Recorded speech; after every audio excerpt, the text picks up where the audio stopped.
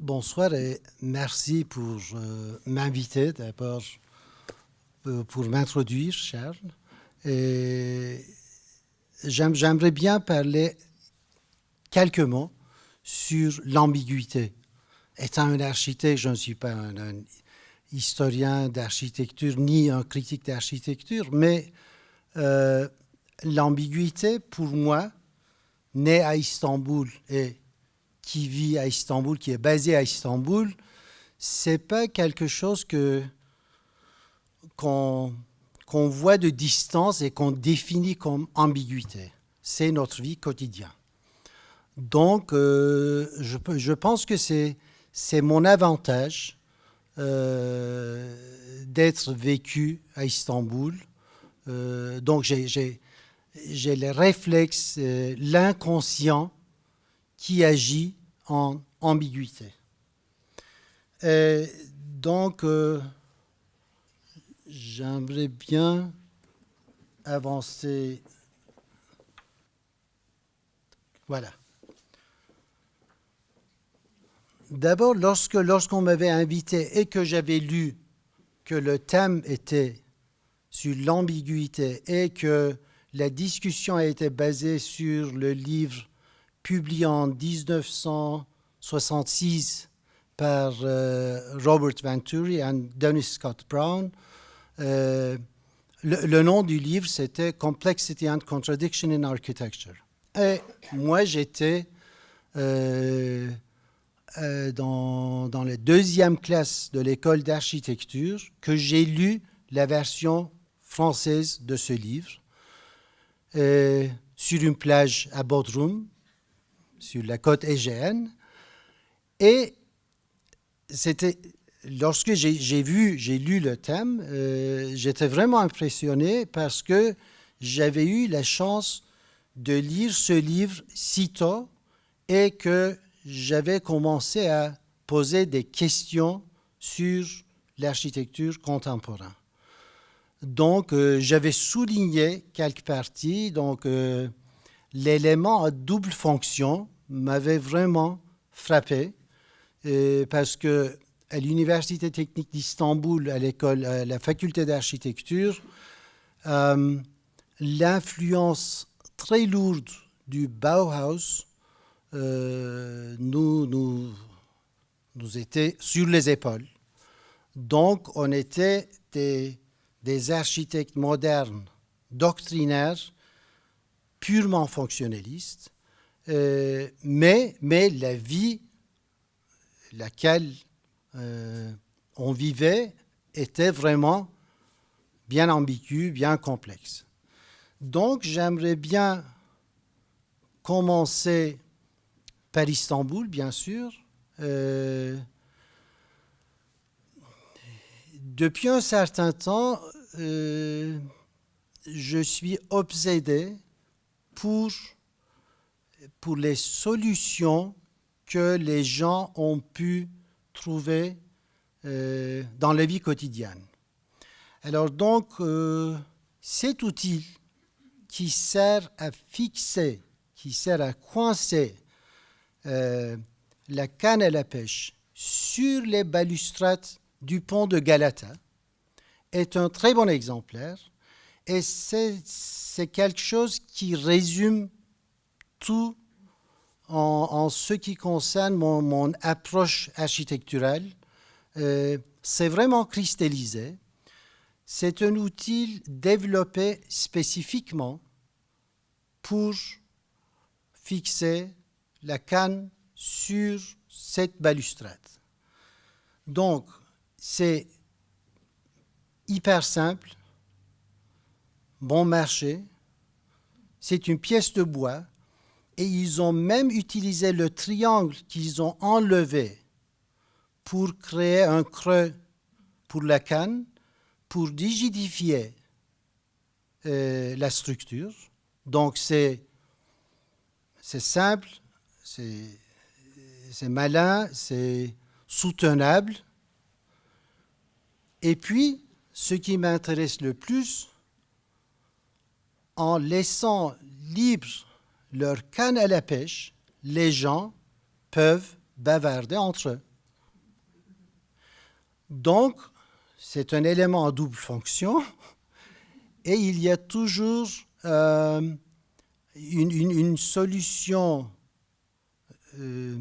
très simple, une intervention physique concrète minimale avec un impact énorme sur les, même sur la société.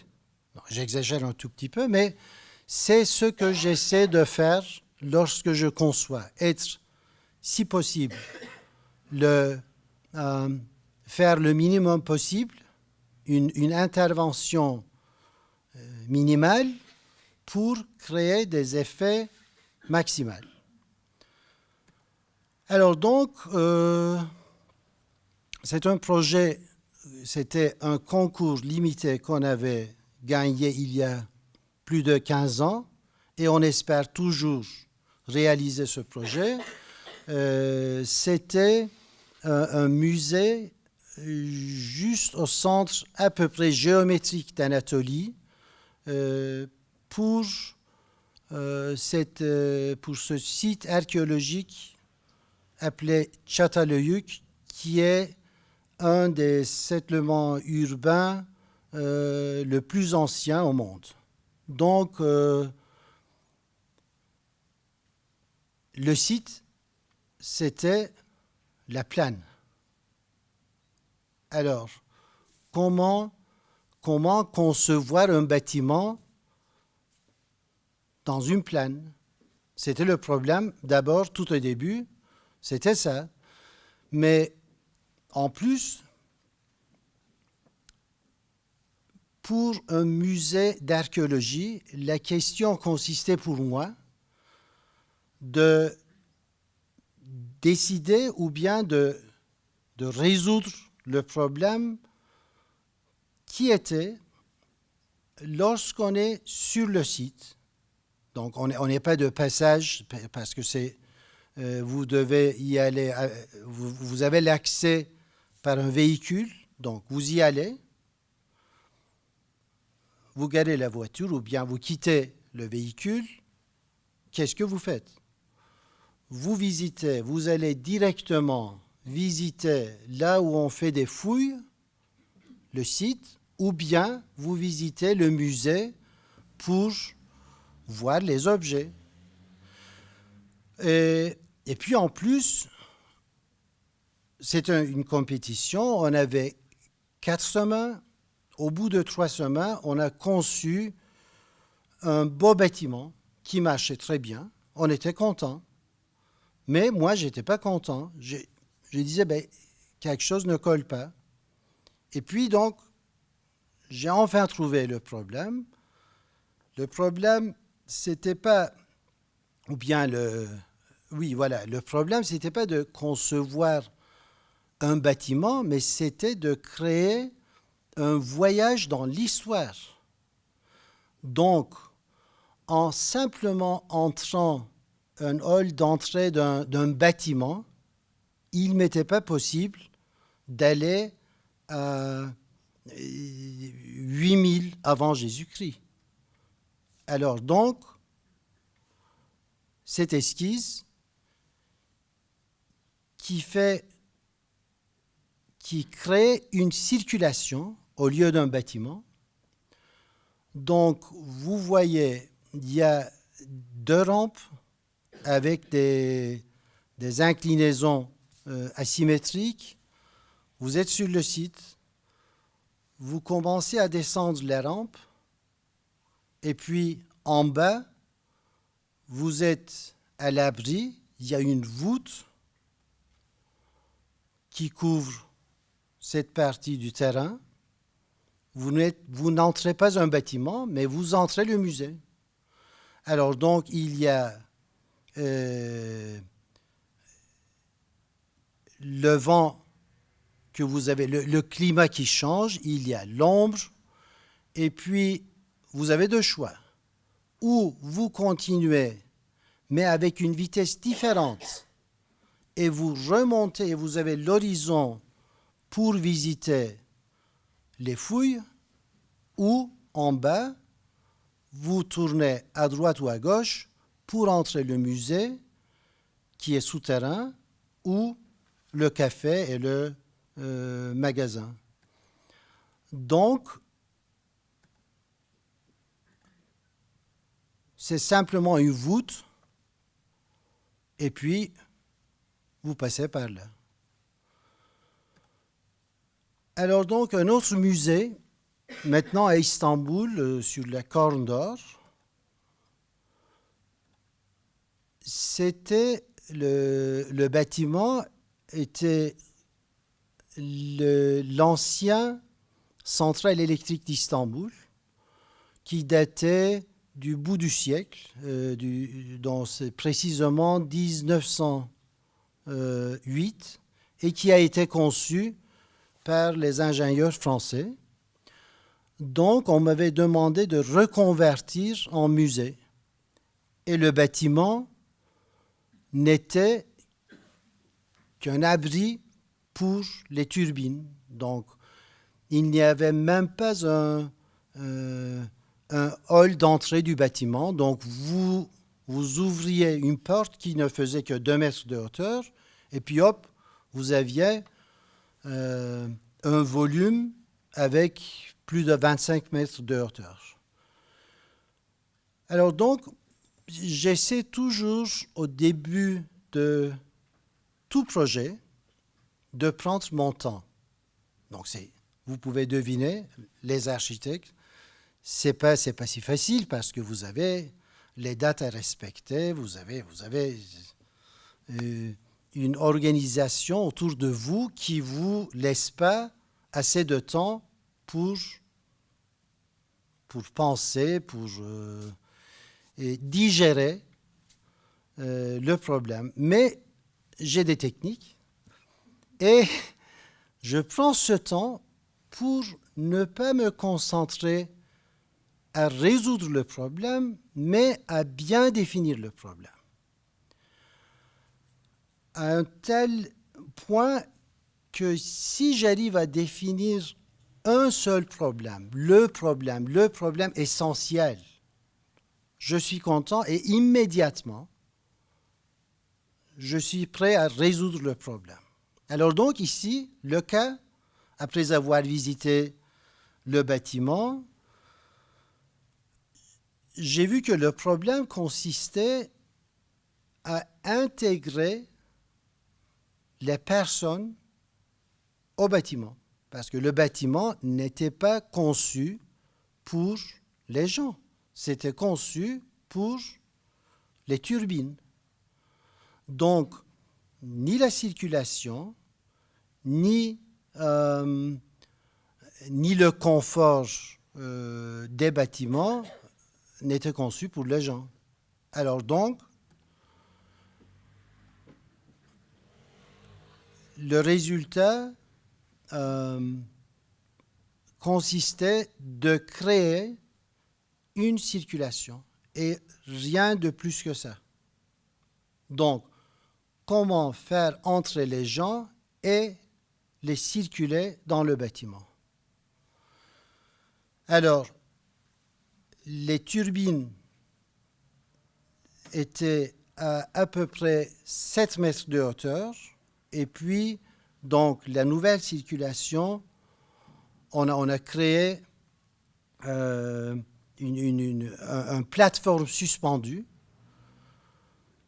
à une hauteur critique que les gens circulant pourraient bien voir les turbines qui se sont devenues comme des paysages parce qu'ils ne fonctionnaient plus, donc ce n'était que pour regarder et contempler.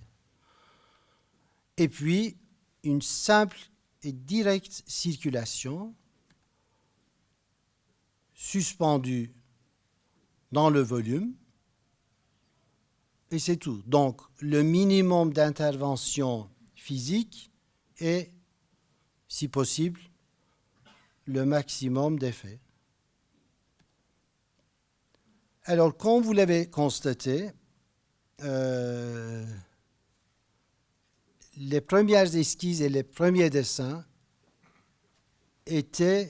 rendaient plus visible cette nouvelle circulation, tandis que après des visites des lieux, j'ai vu que au lieu d'essayer d'être visuellement physique et visuellement présente, il fallait être un tout petit peu invisible, si possible, pour ne pas rivaliser toute cette beauté de la construction.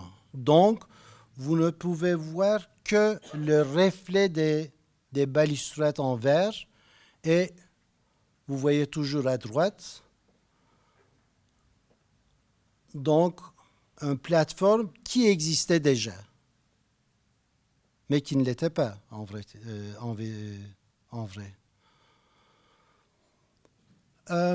Cette fois-ci, un autre problème.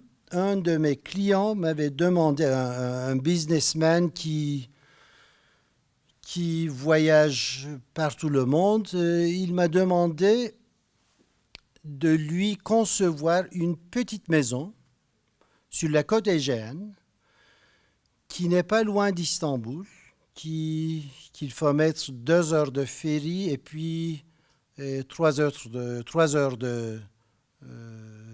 par voiture, donc à peu près il pourrait y aller pour le week-end. Donc il m'a dit, le brief c'était vraiment calquement, il m'a dit, je veux y aller pour m'arrêter, écouter de la musique, contempler la vue sur la mer Égéenne et puis lire. C'était tout. Donc, c'est un village. J'ai conçu 2 maisons. La maison que vous voyez à gauche, c'est la maison SM et la maison B2 qui se trouve tout au loin, au côté droite en bas. Alors donc, il m'a dit, ben voilà, c'est tout. On a bien choisi le terrain ensemble. Il voulait juste ce qu'il fallait. Donc, le terrain ne faisait que 400 mètres carrés et la maison, à la fin, n'a fait que 6 mètres par 10 mètres, 2 étages.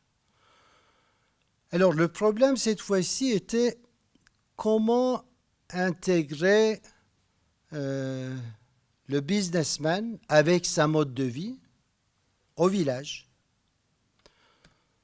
Donc, la première décision, c'était de discuter sur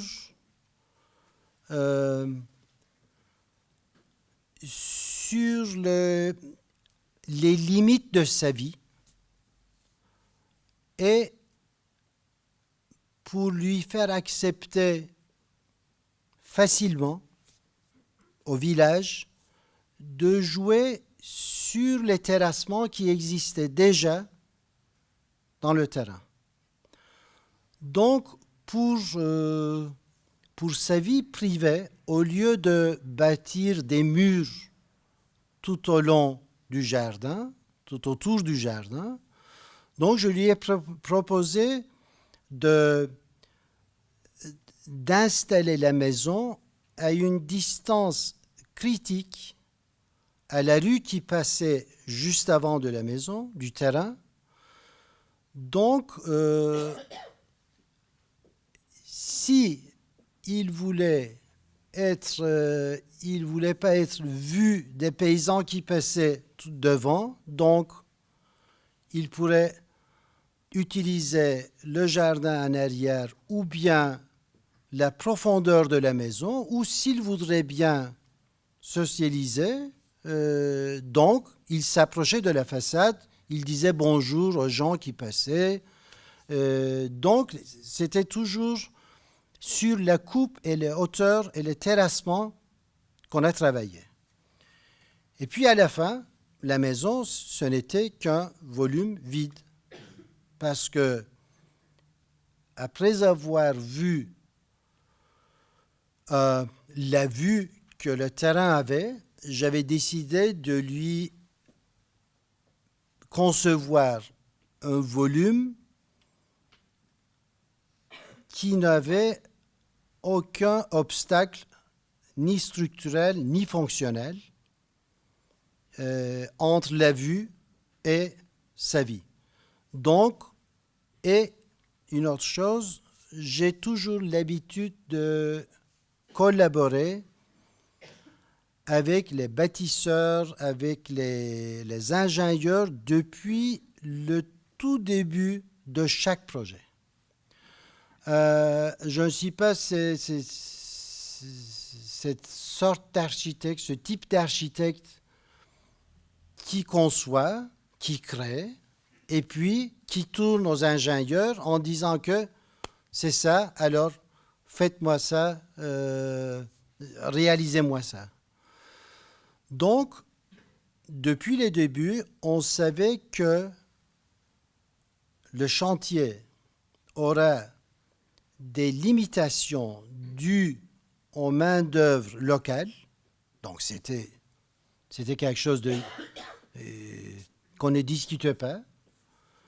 Alors donc, et nous, pour faire des visites de chantier depuis Istanbul, économiquement pour notre client, on avait dit qu'on ne peut faire que des visites de chantier chaque 2 semaines, et puis ça sera dans la journée, on prend le ferry, on y va, et puis le soir on rentre. Donc on a conçu de la manière à avoir les parties critiques à construire de la maison concentrées pour qu'on puisse faire des contrôles de chantier à une grande vitesse. Donc on y va.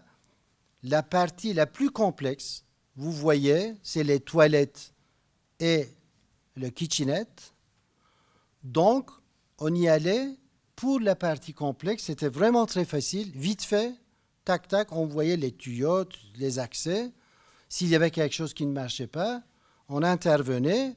Et puis après, la structure en béton armé, c'était bien défini.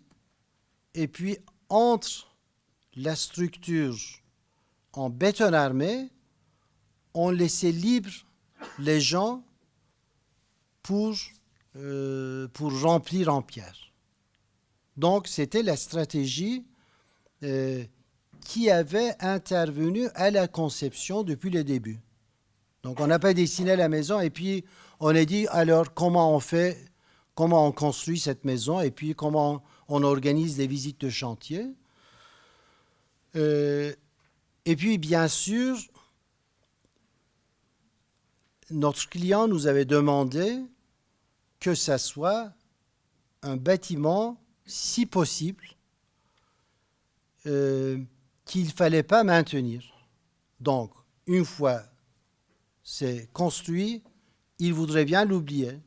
Et qui est à peu près le cas, c'est pour ça qu'on a utilisé du béton brut, vraiment brut, de la pierre, et puis c'est tout. Pas de la peinture, rien.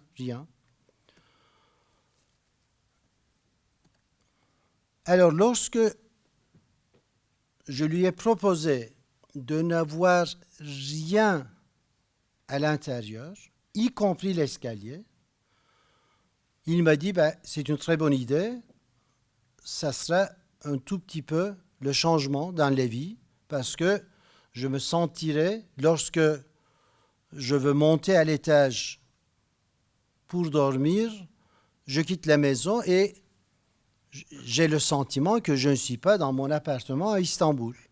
Donc c'est pour cela qu'on a vraiment vidé l'intérieur.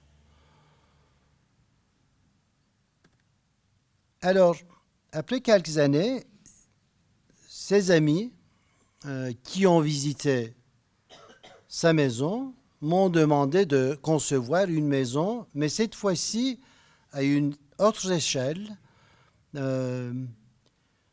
C'était c'était une famille. Maintenant, ils se sont séparés, mais quand même, ils utilisent la maison.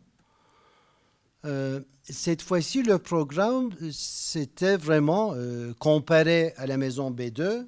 À l'autre extrême, ils aiment faire des fêtes avec des amis. Ils ont 2 enfants et puis ils m'ont demandé de concevoir une maison.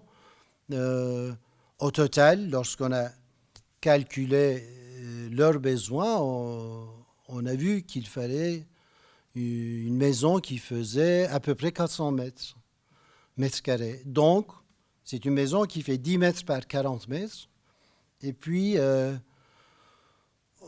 on l'a conçue à avoir dans toutes les pièces la vue sur la mer Égéenne. Donc, le plan, c'est longitudinal. Et puis, juste le jour où ils sont venus s'installer, les paysans, bien qu'ils nous connaissaient, ils insistaient en disant que ça ne sera pas une maison, ça sera une usine d'huile d'olive.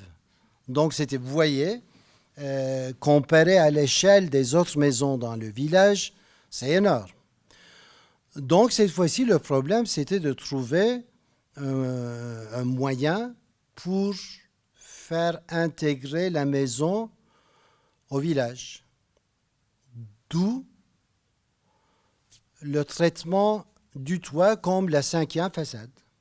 Parce que c'est en bas et puis tout le village a le vue sur la maison qui fait 50 mètres de long, 40 mètres de long, excusez-moi.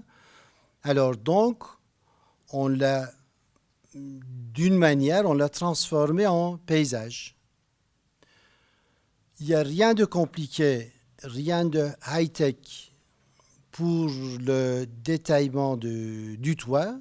Donc, on a simplement utilisé des panneaux en sandwich en aluminium. Et puis après, on a pu installer une construction qui tient les pierres, parmi lesquelles il y a toujours la circulation d'air pendant les jours d'été et qui aide beaucoup à rafraîchir la maison.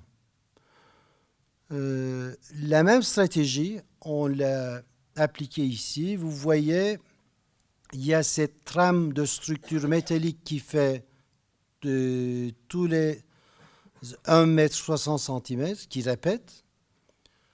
Et puis, entre cette structure, il y avait toujours des gens locaux qui ont rempli avec des pierres. Alors, le patio qui sert à rafraîchir la maison pendant l'été parce qu'il y a toujours, c'est toujours à l'ombre et puis il y a toujours l'air qui circule entre les pierres suspendues sur le toit.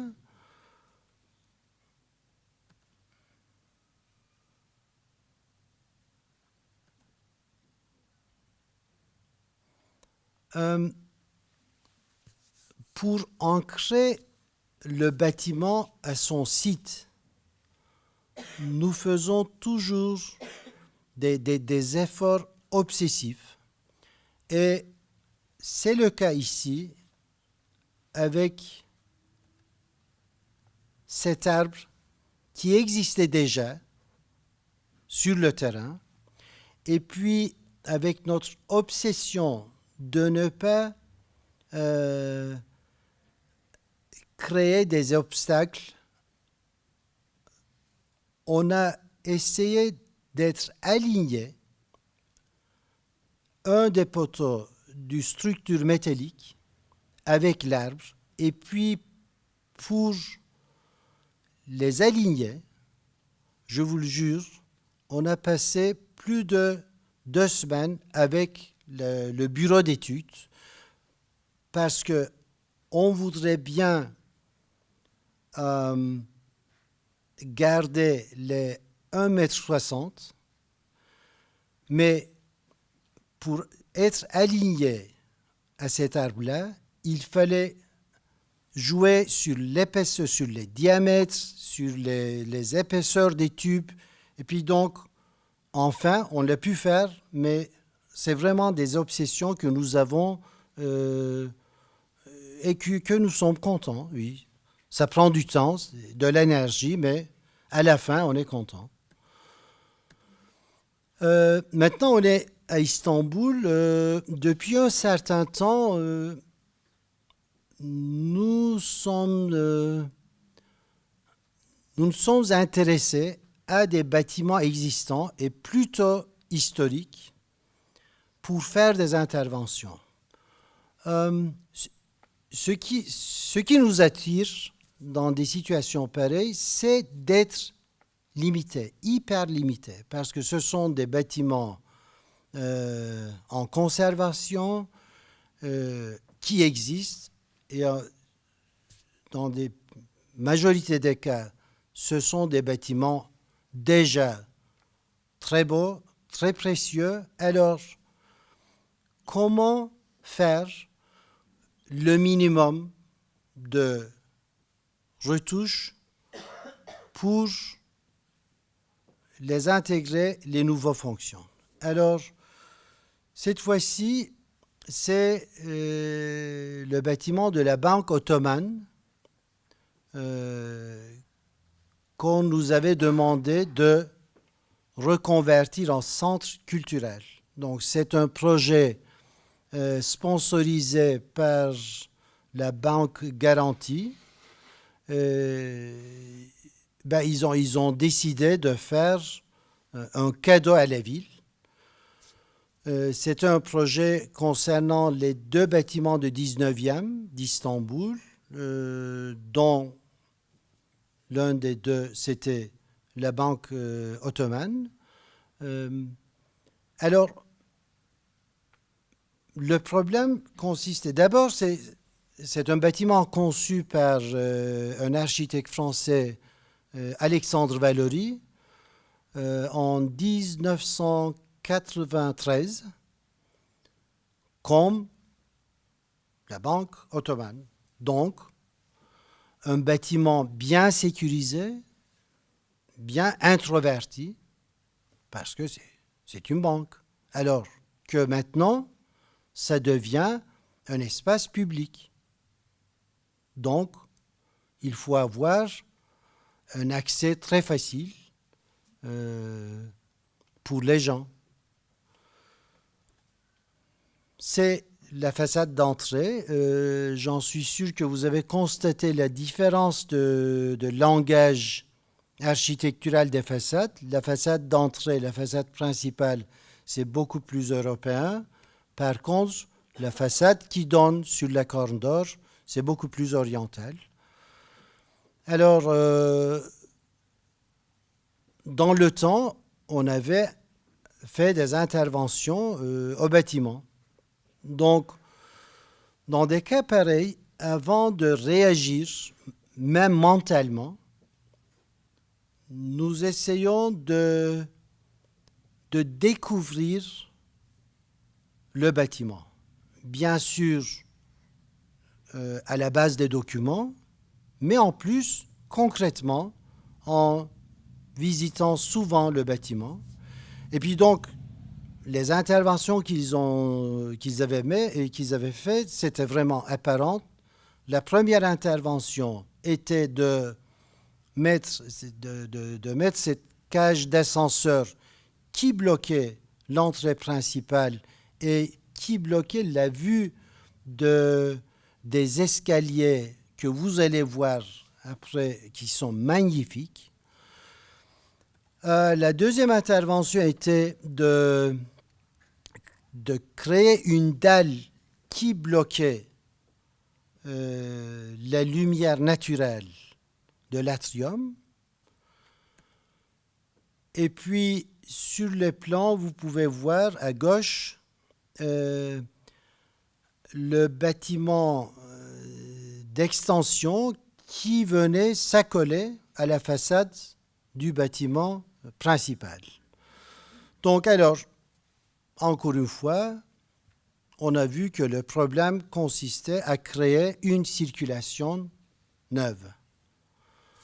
Et pour faciliter l'entrée, l'accès des gens, et en plus pour leur rendre confortable la circulation interne du bâtiment en respectant toujours les nouvelles fonctions. Donc, on a déplacé l'ascenseur en libérant le fond du hall d'entrée et on a doublé la longueur du hall d'entrée avec une ouverture qui donne sur la corridor. On a recréé la cour qui existait entre le bâtiment principal et puis le bâtiment d'extension. Et enfin, on a supprimé la dalle pour avoir la lumière naturelle, zénithale, dans l'atrium. Donc, on voit nettement la différence dramatique de la longueur du hall d'entrée. Et en créant cette façade, cette deuxième façade, ou bien deuxième mur transparent, nous avons pu résoudre les entrées des nouvelles fonctions. Par exemple, ici, la bibliothèque.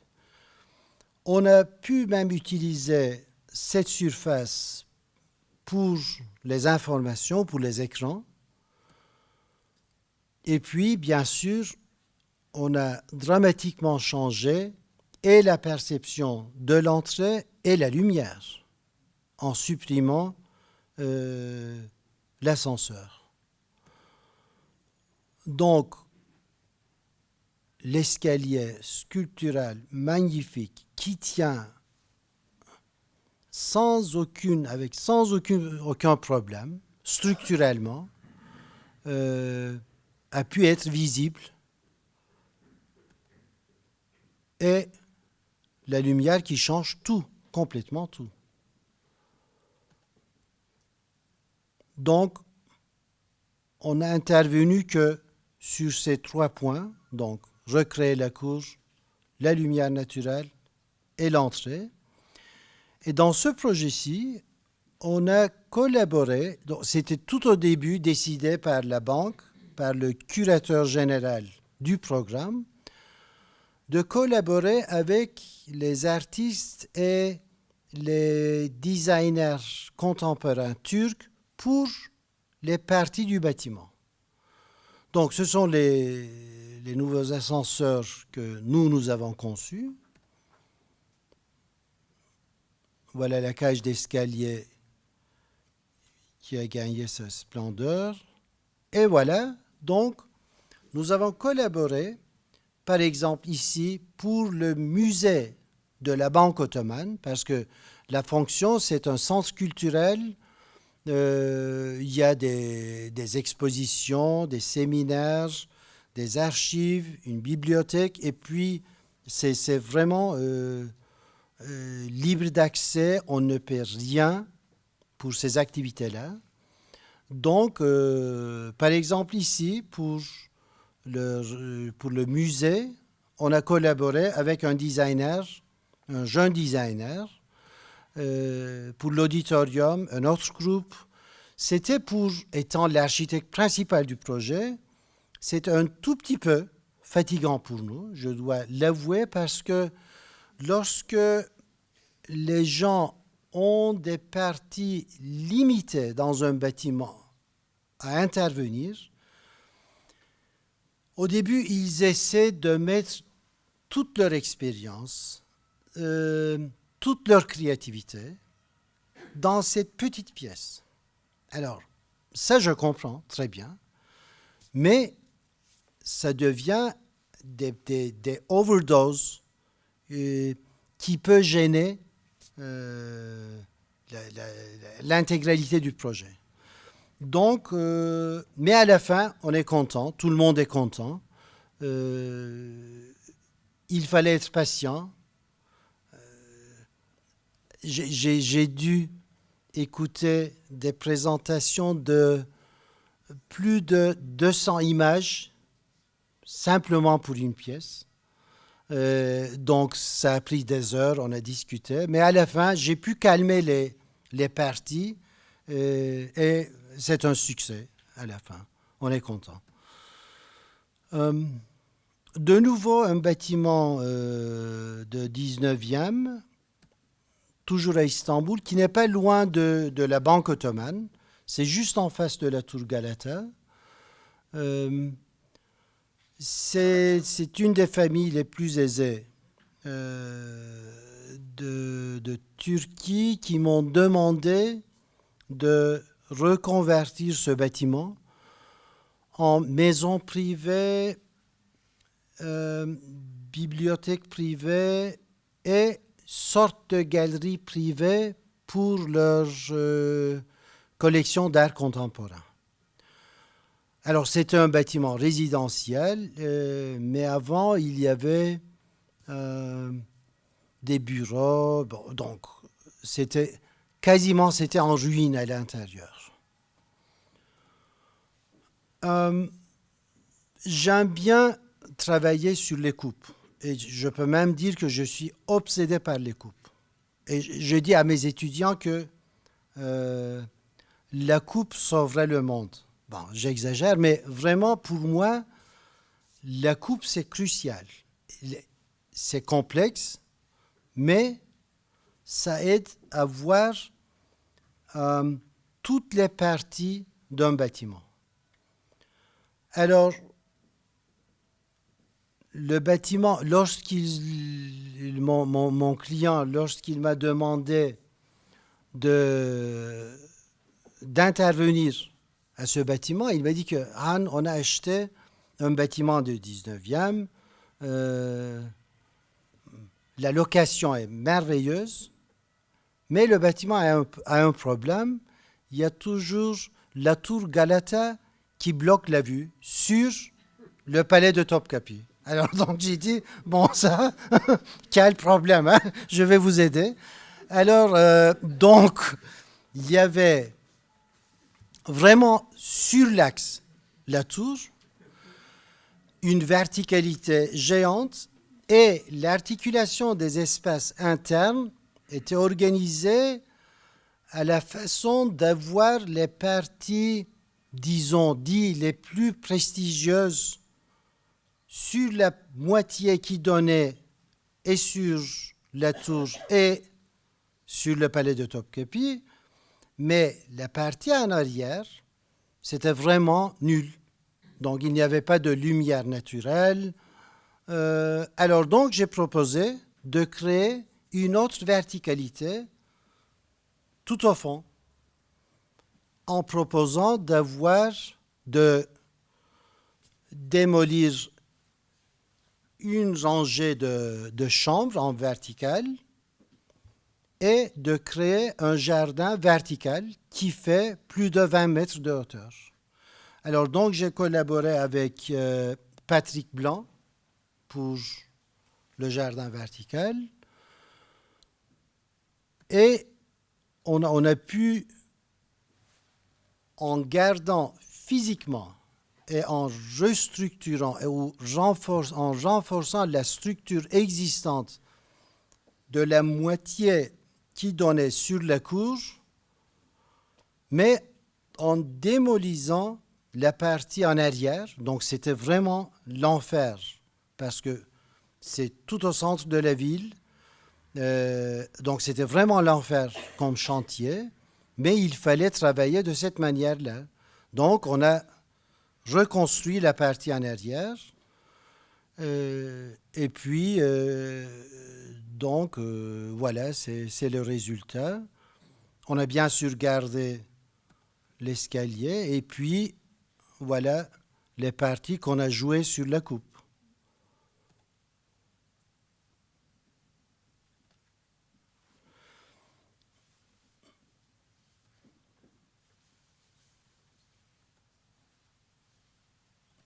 et voilà la vue.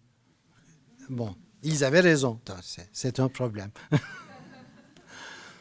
Donc, c'est une de nos réalisations récentes. Cette fois-ci, on n'est pas à Istanbul, on est dans une zone industrielle tout près de Bursa, la Brousse, l'ancien capitale des Ottomans. Et maintenant, je pense que c'est la 4e ville en Turquie comme population. C'est bien industrialisé. Alors donc, on nous a demandé de concevoir des bureaux pour une entreprise qui est spécialisée en construction en acier. Ils ont le 3e ou le 4e au monde. C'est vraiment géant. Donc, pour nous, c'était une très bonne expérience parce que c'est pour la première fois que nous avons conçu un bâtiment tout en acier et du vitrage. Donc, c'était dans leur jardin. Il leur a pris simplement 5 mois pour réaliser le bâtiment. On a tout dessiné. On était très contents parce qu'on collaborait depuis le début avec des ingénieurs et ils étaient vraiment des compétents. Donc, on a joué sur la transparence. C'est pas par, c'est pas a priori qu'on avait cette tendance parce que vous savez, l'architecture moderne, c'est de l'acier et du verre. Non, parce que c'était la façon la plus facile de construire avec eux l'acier. Et le verre, on avait la chance d'avoir la façade principale qui donnait sur la zone de stockage des structures qu'il produisait et avant le shipment. Donc, il les gardait sur ce terrain. Donc, chaque fois que je visitais l'usine, que mon chantier, je voyais des sculptures en acier d'une beauté énorme qui traînaient partout. Donc, on a dit, les ingénieurs qui dessinent ces structures-là dans leur bureau auront toujours, avec cette transparence absolue, auront toujours la vue sur ce qu'ils ont déjà conçu. Donc, c'est pour cela, et c'était la façade qui donnait sur le nord. Donc, on a pu aller jusqu'au bout pour cette transparence. Un projet, mais dans quelques mois, ça sera une des réalisations plus récentes. Un des maires d'Istanbul, donc c'est pas le maire du métropole, mais le maire d'une municipalité juste à côté, m'a demandé de concevoir une mosquée. Alors, je ne suis pas un pratiquant, donc je lui ai dit, j'aimerais bien concevoir, mais vous devez m'aider parce que je n'ai pas la connaissance du rituel. Bien sûr que j'ai une notion, mais en pratique, il me faut votre aide. Il m'a dit, OK, on fait comme ça. Et puis, la façon dont on prie en islam ne nécessite pas un bâtiment. C'est ce que je trouve vraiment impressionnant. Et vous pouvez prier n'importe où. La seule condition, vous devez vous orienter vers la Mecque. Alors donc, j'ai essayé de travailler là-dessus. Donc, est-ce qu'il faut vraiment un bâtiment? Oui, bien sûr, parce qu'on m'a demandé de concevoir un bâtiment. Alors donc, comment je peux rendre ce bâtiment ou bien comment je ne peux pas rendre ce bâtiment un bâtiment? Donc, on est dans la périphérie d'Istanbul et c'est une municipalité qui se développe énormément. Alors donc, j'ai dit, bon, ça sera un bâtiment, mais un bâtiment qui sera plein, solide dans une direction, tandis que dans l'autre direction, ça doit être hyper transparent. Vu les lignées des gens qui prient. Donc j'ai dit, faut garder ces lignées et puis le bâtiment doit s'adapter entre ces lignées des gens qui prient. D'où le plan, vous voyez à gauche. Et puis la coupole qui est toujours en question peut être visible de l'intérieur et percevable de l'intérieur, mais invisible à l'extérieur. Bien sûr, s'orienter vers la Mecque doit être respecté. Donc, un plan hyper simple, des rangées de murs. Voilà la coupe. Et voilà l'image de synthèse. Donc, pendant les vendredis, lorsqu'il y a du monde, il y a toujours les rangées des gens qui prient à l'intérieur, mais il y a la continuité des rangs à l'extérieur. Donc, vous avez toujours des rangées qui existent et qui s'imposent au lieu du bâtiment. Ça serait du béton brut.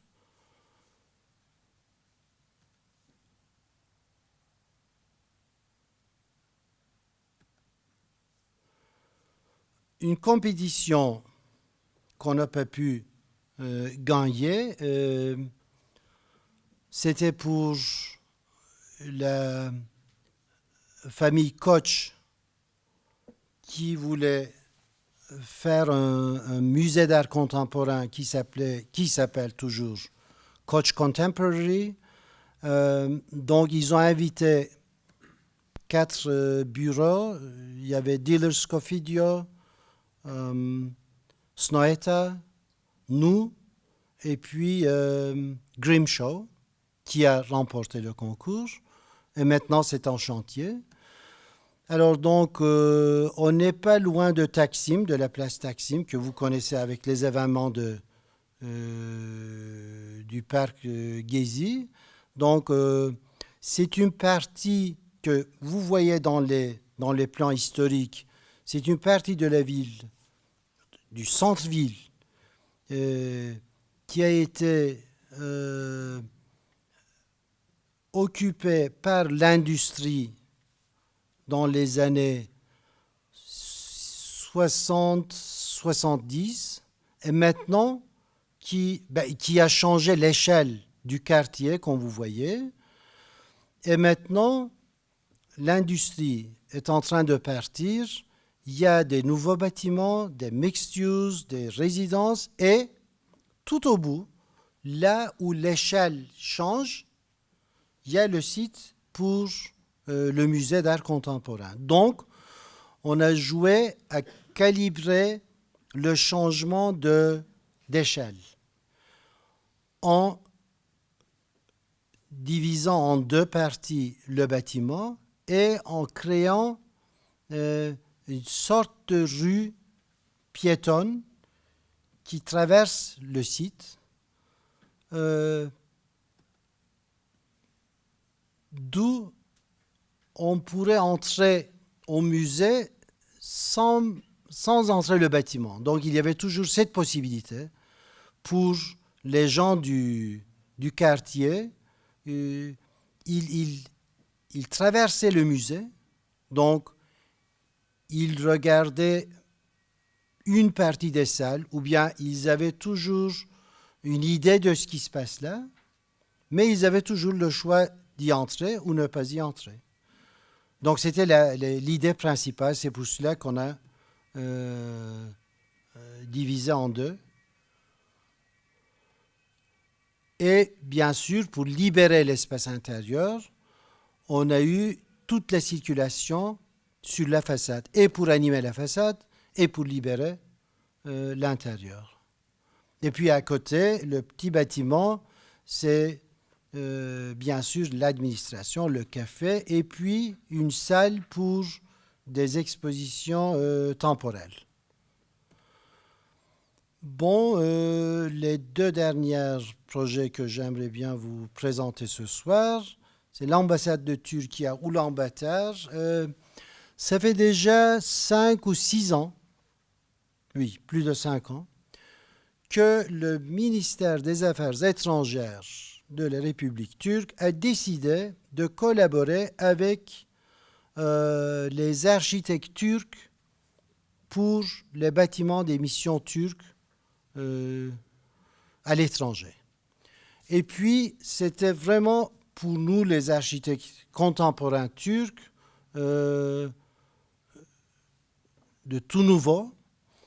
Et je dois avouer, lorsqu'on m'a appelé d'Ankara, du ministère, la première fois, que je n'avais aucune idée de cette opération, je me suis mis à distance, très poliment, en disant que vous savez, je suis à Istanbul, je suis content, je suis honoré, blabla. Mais lorsqu'on m'a invité à Ankara et lorsqu'on m'a fait la présentation de ce qu'ils avaient en tête, j'ai dit, bon, voilà, je fais tout. Ce n'est pas le cas, mais quand même, donc, l'ambassade en Mongolie est le premier projet de cette opération qui continue toujours. Alors donc, la difficulté, c'était, vous voyez, c'est ça, Ulaanbaatar, c'est ça. De plus près, c'est ça. Alors, c'est le contexte. Que faire? Bon, on a dit, et pour des raisons de sécurité, et pour les fonctions, ça sera un bâtiment introverti. Donc, nous devons créer notre contexte. Donc, c'était la seule chose à faire. Une ambassade, à la fin, c'est une résidence. Donc, une maison à 2 étages, avec un sous-sol. Donc, on a dit, on fait une grande maison, mais ce n'est pas une maison ordinaire. Donc, c'est une ambassade. Il y a des rituels, il y a des réceptions. Donc, dans des cas pareils, nous nous concentrons sur les fonctions. Parce que vous savez, c'est un défi vraiment très difficile. Ce n'est pas n'importe quel bâtiment, mais à quoi ça doit être, dans quelle partie, à quel point ça doit être quelque chose de différent, quelque chose de lié à la culture turque ou bien à la façon turque, disons. Bon, pour un architecte, un problème pareil, c'est vraiment impossible à résoudre. Donc, on se concentre sur les fonctions et bien sûr sur le site. La Mongolie, et précisément Ulaanbaatar, a plus de 200 jours par an ensoleillés. Pendant l'hiver, c'est hyper froid. J'ai expérimenté moins 83, mais par contre, pendant l'été, c'est le désert. Le désert Gobi est à quelques kilomètres. Alors donc, le toit, c'était vraiment et la neige, le froid et le soleil. Donc, le toit était l'élément le plus important de la maison qui qui éliminait les dégâts, même les dégâts physiques, que pourraient créer des conditions climatiques. Donc, on a utilisé la structure, la trame de la structure apparente pour rythmer la façade et quelques éléments de l'architecture traditionnelle, mais qui avait toujours des touchés contemporains. Par exemple, le bout du toit qui était vraiment hyper raffiné comme détail et qui faisait voler le toit. Donc, on a joué sur des détails, mais le plan, c'était vraiment, donc, s'il y avait des réceptions, alors monsieur l'ambassadeur a eu la gentillesse de m'inviter, et j'ai vu pendant les réceptions que c'était pas une maison, que c'était, ça a été une ambassade.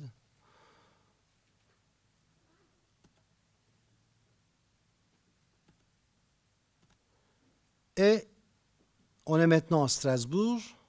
Donc, nous avons conçu les bâtiments des missions turques à Strasbourg qui sont... c'est un projet de 4 bâtiments qui fait à peu près 10 000 mètres carrés. Donc, il y a le bâtiment pour la délégation permanente de la Turquie au sein du Conseil de l'Europe, le consulat, la résidence du consulat, et puis un bâtiment pour des services consulaires. Le site, c'est vraiment merveilleux. On est juste à quelques pas du Parlement de l'Europe. Juste en face, il y a le parc de l'Orangerie. Donc, voilà. Donc, il fallait pas gâcher. Donc, on est au bord du canal. Donc, les décisions étaient faites. Excusez-moi, je reviens. Le terrain, c'est un triangle. Donc, on a aligné les 3 bâtiments. Résidence, le bâtiment A, résidence consulaire et la délégation permanente. Et puis en perpendiculaire, nous avons le bâtiment des services consulaires qui fait 2 étages. Alors, pour intégrer le bâtiment au site, bien sûr, mes premières esquisses ont été présentées à l'architecte des bâtiments de France. On a discuté avec lui, donc je lui ai expliqué qu'on voudrait bien utiliser sur la façade qui donne sur la ville, sur le parc, sur le canal, on voudrait bien utiliser le grès des Vosges, qui est le caractéristique de Strasbourg, des bâtiments historiques de Strasbourg, et on voudrait bien utiliser des céramiques izniques qui sont chaque pièce fait à la main pour la façade qui donne sur l'entrée principale, mais à l'intérieur du bâtiment. Donc, ce sont les tours des services qui sont paradoxalement sur la façade relativement arrière des bâtiments, parce que les façades principales donnent sur le parc, mais l'entrée de protocole reste toujours dans la partie en arrière de cette lignée. Alors là, nous avons, de la première vue, nous avons les céramiques izniques traditionnelles, faites à la main, et la couleur est bien turquoise. Donc, une transparence, mais après une partie très solide. Et voilà la vue depuis le parc. Merci bien, c'est tout.